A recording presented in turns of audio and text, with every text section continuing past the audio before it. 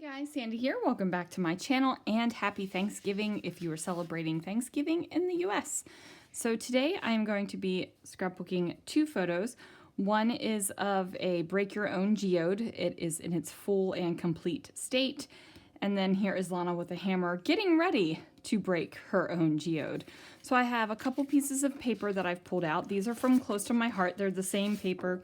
It's just the A and the B side. And then I have this houndstooth kind of cardstock paper. So let's see what I can do. All right, guys, so I went through and picked out a bunch of pattern papers that I'm going to use for these large letters. Now, these letters have been in my stash for many, many years, and I think you guys have seen them a couple times before. They're just letters that I enjoy using. They make appearances throughout many years in my scrapbook albums, so I don't feel like, it doesn't feel dated. I mean, it's a letter. How is a letter going to feel dated, right? Unless it is one of those fonts that are specifically geared to evoke that dated reaction out of you. Like I think of like those bubbly fonts that, do you know what I'm talking about? You feel a certain way about them. Or digital fonts where they look like calculators and stuff like that. That is supposed to evoke an 80s feeling in you. So anyway, these are just straight up letters. So what I do is I take a black pen and I trace them upside down on the paper. And what that is going to do is allow me to cut out the letters and actually have them right side up. I am going to go ahead and just fussy cut these out real quickly. I'm using a pair of scissors that feel comfortable in my hand. Now, if you feel more comfortable with tiny scissors in your hand, then you go ahead and do that. If you feel comfortable with a big old pair of scissors in your hand, you just go ahead and do that. What makes the biggest difference is as long as you're comfortable with the scissors. So I am going to do the inside of the O, and instead of grabbing my pin blade and fussy blading it, as my friend Erica likes to say, I just notched out part of the center of that O, and now I am just going around the inside of the circle and fussy cutting that out. Same thing for the C, the K, and the S. I'm just going to carefully fussy cut around them. Now, if fussy cutting is not your jam, you could just use some big old letter stickers. You could cut it out with a Cricut, with a silhouette. You could, ask a friend to cut it out for you. Ask a kid, your husband, somebody else to cut it out for you if you don't want to.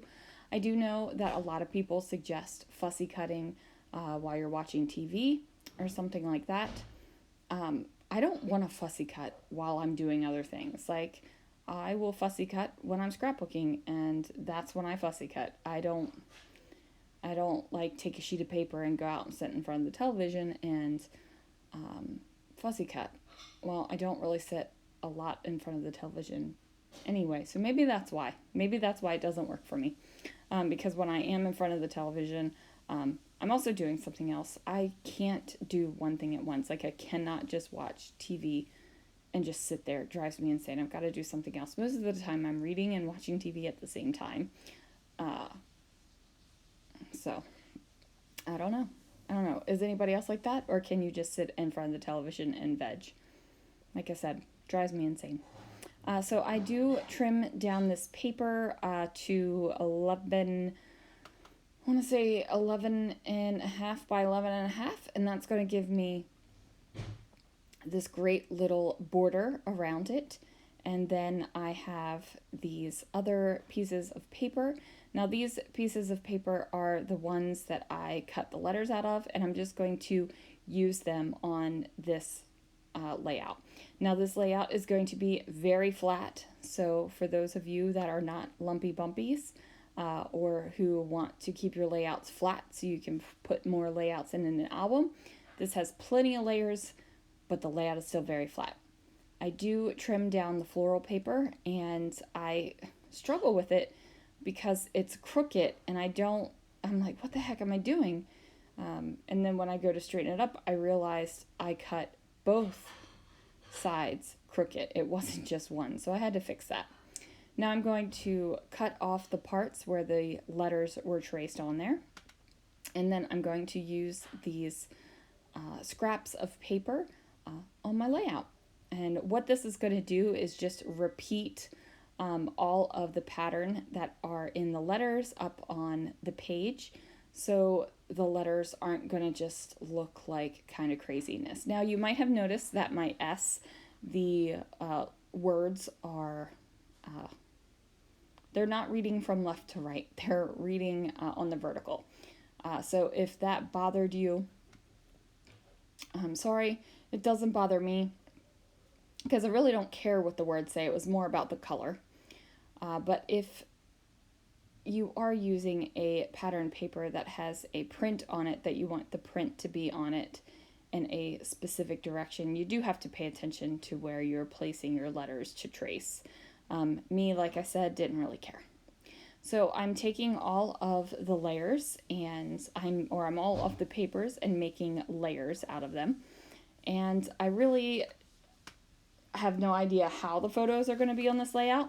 But I realize I need to trim them down a little bit with how my layers are, because my layers are a little thinner. Now, this is one of those cases where I worked the layers before the photos. I want to say most of the time I probably do the photos first and layer behind it. I want to say I feel like that's how my mind works. Maybe. I don't know. I feel that's the way it is, but I could be wrong. I could just layer it up all the time. I'm not really sure, honestly. But, you know, when you think something in your head, hopefully it's right. So there it is. She has a big old smile on her face, getting ready to crack the heck out of that geode. Now, this is not going to be the only photos, the only layout where we break our own geodes, because Christopher and I got one too. So I have photos of me with the hammer, him with the hammer, and then our open geodes as well. So that will be, you know, continuing on in this album. I grabbed some of the wild asparagus washi tape in this dark green color because it feels very awkward here between my photo and the layers.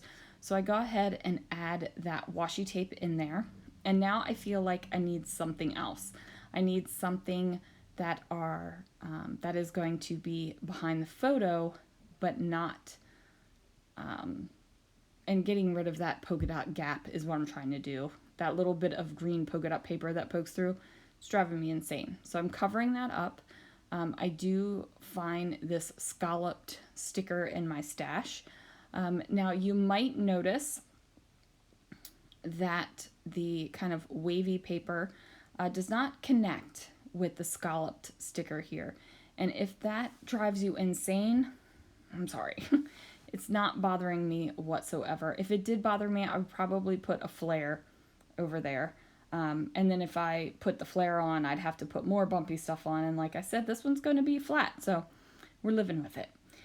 Now, the only thing I do add to embellish this heavily patterned paper layout is to grab my white pen and outline each of the letters. So it's just, you know, nothing fancy, nothing really rigid, or I'm not trying to make sure that my lines are perfectly spaced from the outside of the letter. It's just giving it a little bit of outline, so it's got a little bit more definition down there. Now, I feel like this layout is good the way it is. 2 reasons. Journaling's not going to happen on it because, like I said, got lots of other layouts for this particular time in our life, and there is so much patterned paper on there. Your eye already has a ton to look at, so I don't feel the need to decorate it anymore. There it is, you guys. Happy Thanksgiving, happy Steak and Lobster Day, and I will see you again real soon for another video.